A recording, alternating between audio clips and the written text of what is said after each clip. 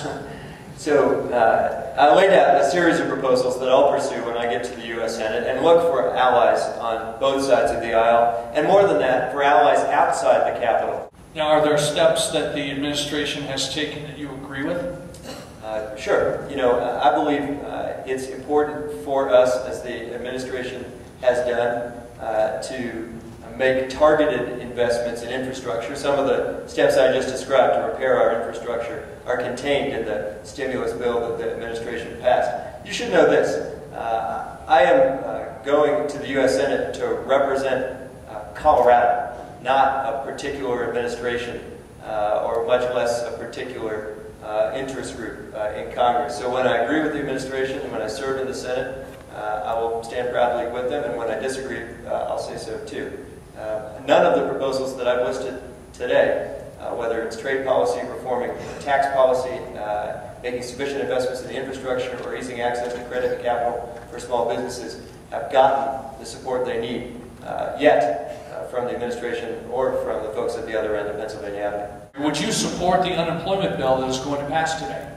I do believe at this time, given the circumstances we've got in the worst recession since the Great Depression, it's appropriate to extend unemployment benefits. Well, stimulus spending has been an enormous part of the federal deficit. This spending is about the same as the annual trade deficit. Is there a way to kill two birds with one stone here? Yeah, I take this point. So I do believe, as I said earlier, that targeted investments, especially in places that private initiative or individual action can't accomplish on their own, those are appropriate roles for the government to play. And to me, unless I realize that this conversation I'm having in Colorado Springs is appropriate because you're having this conversation in this county in terms of the level of taxation you want and the level of services you need. But to me, the appropriate role for the government to play is in pooling our resources to accomplish some objectives that would be much more difficult or expensive or impossible to achieve, as I said, by individual action alone. And to be repairing a pothole or fixing a bridge or even, I'll dare to say here, lighting a park would be examples of that sort of investment. You're right, the question is right too, I think, to point out that if we were willing, and I am and will, to take the sorts of steps we need to restore our competitiveness, to level this playing field, to give American workers a fair shot, then I believe the incomes that would flow from the jobs we could create would themselves help balance our budget. Look, the best way to balance a budget at the end, of course, is just to grow the economy. So more folks are at work, more folks are making money, and are supplying the revenue we need to supply the services they want. In Colorado, just one last point that distinguishes the way we work in this state and the way Congress does it. In Colorado's legislature, as Michael knows, as all of us know who have served there, balancing the budget is not just a good idea, it's the law. We don't have the luxury in this state of borrowing our way out of every problem. We've got to make revenues and expenditures match. That's an appropriate constraint, one that Congress could use on our appetite. If we want more money, we have to ask. If we want to borrow money, we have to ask for that too. And within 120 days, the legislature is obliged to make the math work. It seems to me the ability of some candidates to get elected to public office off of a set of conflicting promises to supply services as far as the eye can see and cut taxes as low as you can possibly go does a disservice to their constituents. It's an easy way to run. It's an easy way to get elected. It's a pretty tough way to govern. And in Colorado, I think we have to make as efficient, as equitable, as transparent as possible, and to make sure that we're not punishing the kind of activities that we ought to instead be rewarding. When you tax something, you get less of it. We tax work. We impose an income tax to provide the revenues that government needs to supply the services that citizens want. It seems to me the best way to design a tax code would be to instead encourage activities by taxing them less. Activities like work or savings, research, development, investments of those kinds, and instead discourage the activities that disadvantage us, like, for example, carbon emissions.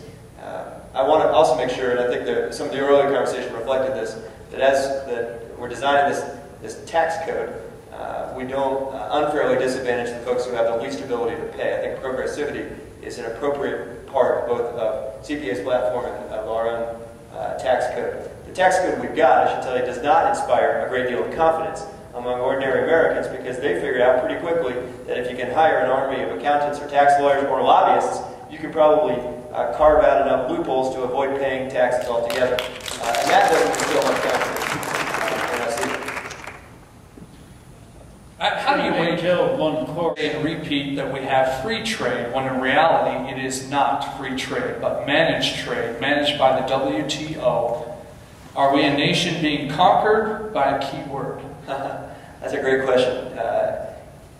Sounds like it to me. You know, we saw this in state capital too, and you certainly see it in Congress, where ideological warfare or sound bites or sloganeering get in the way of actual honest policy conversations.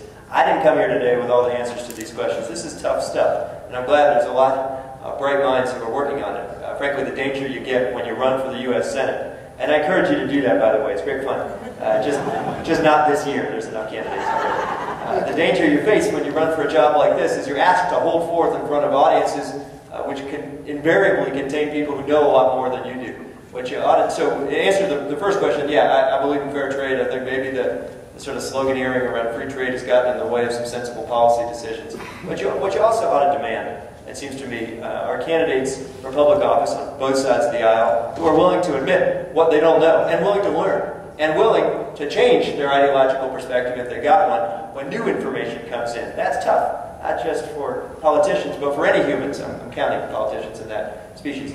Because it's much easier just to stay on the track you're on. You know, you've got some worldview that's shaped by your own experience or your family or your readings, and new information comes in that conflicts with it. It's much more cognitively difficult to change your view, but that's the mark of a rational human being, which I aim to be.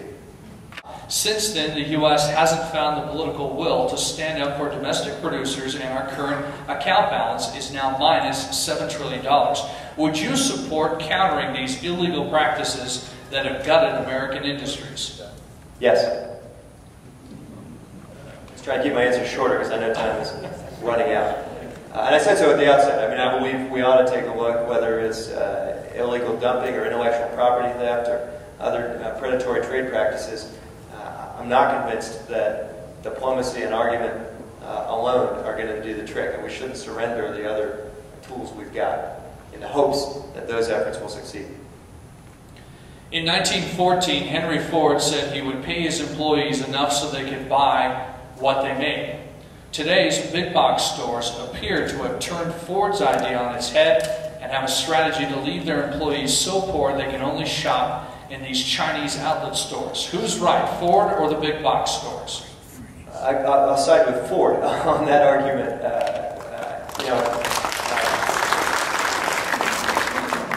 It makes sense for us to make sure workers can earn the wages they need to buy goods rather than just be trapped into buying goods at their own company store. And hopefully the goods they buy will come in more colors than just black. To quote him, sorry, there's not a lot of market for Henry Ford jokes. I appreciate that. Model T, anybody? Federal government taxes individuals and companies to fund its programs. China has a policy of spending only with Chinese companies. Should America adopt similar buy domestic policies? Yeah, this is a great question, and reciprocity to me is a key part of this entire conversation. I think it makes sense for us to assure taxpayers that we're getting the best value, not just the lowest price, but the best value when it comes to government's purchase of goods or services. But it makes no sense at all for us to continue to buy foreign-made goods as a matter of government policy when the governments of other countries refuse to do the same. And it seems to me we ought to be willing to call their bluff and to say we're happy to engage in this kind of international trade because we recognize that we all prosper in the end, but only on fair terms. We're not going to engage in some kind of lopsided, one-sided debate where we open our doors and they close theirs.